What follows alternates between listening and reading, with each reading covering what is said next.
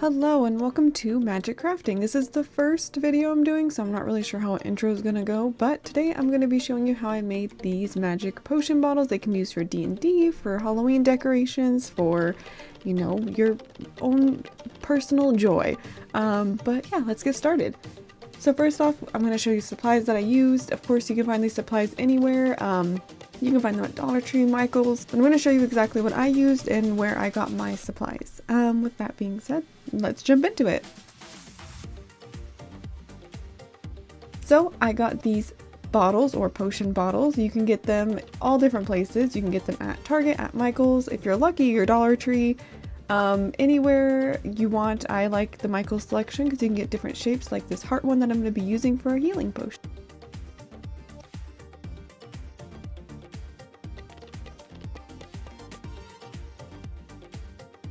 Next, you're going to need some edible dust, specifically because that gives it the more like whimsical look. I also have some of this glitter. It's actually resin glitter, but it was on sale. You can use that too, but it doesn't work as well. The edible glitter you can get at Michael's. I'm sure you can get it at Hobby Lobby. It's near the baking supplies.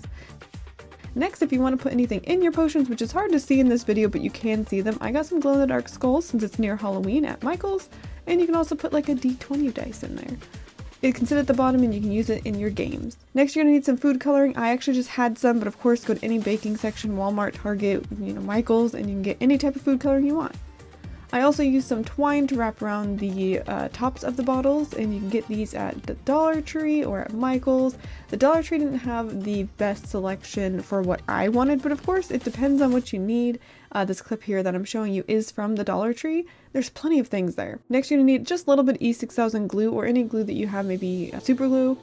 Then you're going to need some wax, so I use these candles, and this is for decorating the outside, and these are all the ones that I got. I used the Dollar Tree because you're using it for decoration, so it's good to go cheap if you can, but you can get any candle if you have a candle at home. It's just a drip on the outside of the bottles. So first things first, I'm getting these bottles, and I'm going to take all the stickers off the bottom just for aesthetic reasons. I don't want them. There's also on the sides of some of them like hand wash only, and I'm not going to be washing these because they're just for decoration purposes or D&D sesh, so I don't need any of these stickers on, so I'm taking them off. But of course, if you don't care, keep them on. It doesn't matter. Do whatever you want. Next, I'm going to be popping the top, and of course you need some water to put in the inside.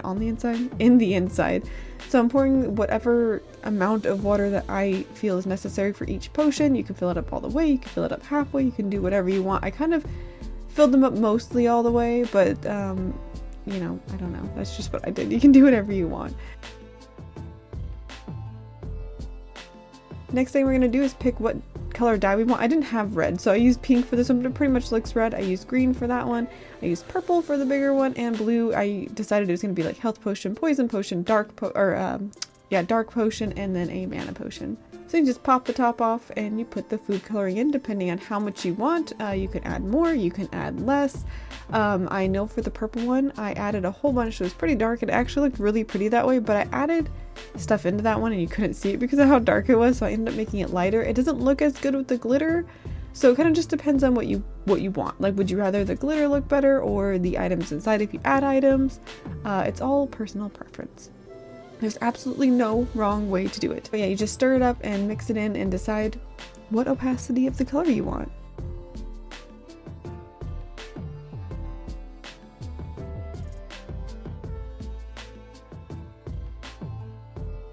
The next thing we're going to do is grab that edible glitter. I have the dust form, but there's all different forms of edible glitter. This will help you with that magical swirly look.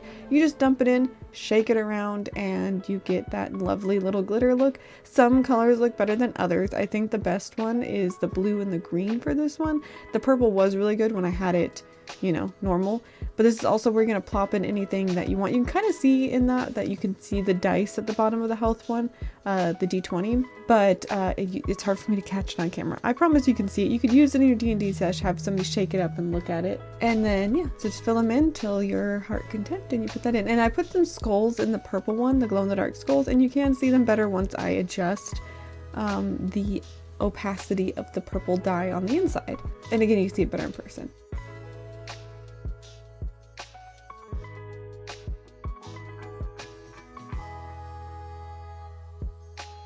Now this is where I'm going to be adding the twine, and you will need some E6000 glue for some of it because it depends on how you're adding in the dye. And for me, or in the dye, sorry, how you're adding on the twine.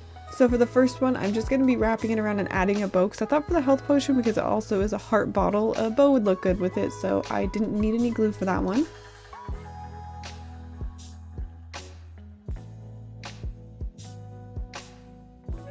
But for the green one, I did decide I didn't want any type of bow, so all I did is wrap it around as much as I wanted, and then what I'm going to do is just glue the ends of the twine to itself, if that makes sense, so that it has a more seamless look.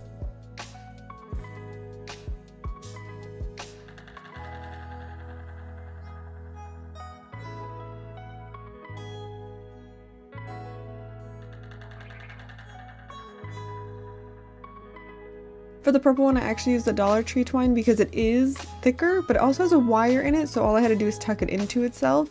I used that one because this bottle is huge. So yeah.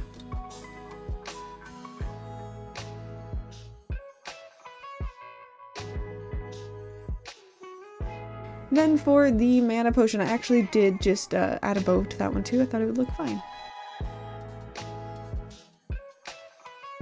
Now last but not least, you need to pick out which wax colors you want. I again use the Dollar Tree, so I have a different variety of waxes, and I actually didn't use the purple wax like I thought I was going to. I decided I liked that one how it was, but you just pick out what color wax you want and we'll get started on melting. Be sure that you have something to catch the wax for some of them,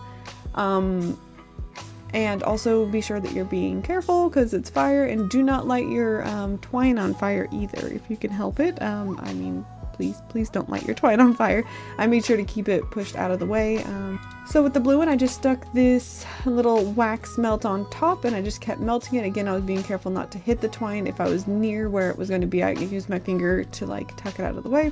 Now for the green one, I poured down the top of it because it was just a regular candle. This is where I had a catch at the bottom so that the wax went onto the catch and not onto my desk. And then I used a little glob of glue and put one of those glow-in-the-dark skeletons on top of this one. It's the same skulls that I put on the inside of the purple potion.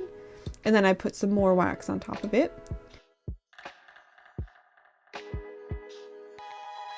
Now for the red one, I think this one is the most fun to do. I actually just stuck the, I broke the tip of the red candle off and then I stuck it on the top by melting the bottom of it.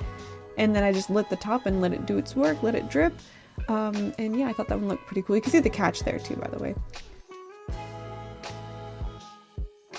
And then that being said, you're done. You have some magical potions you can use for decoration or for D&D sessions or, you know, for Halloween or just because you like them. I mean, for me, it was just because I like them. And I think it's really fun. You do have to shake them up, obviously. You're going to have to do that no matter what you put into it because things are going to separate in the water.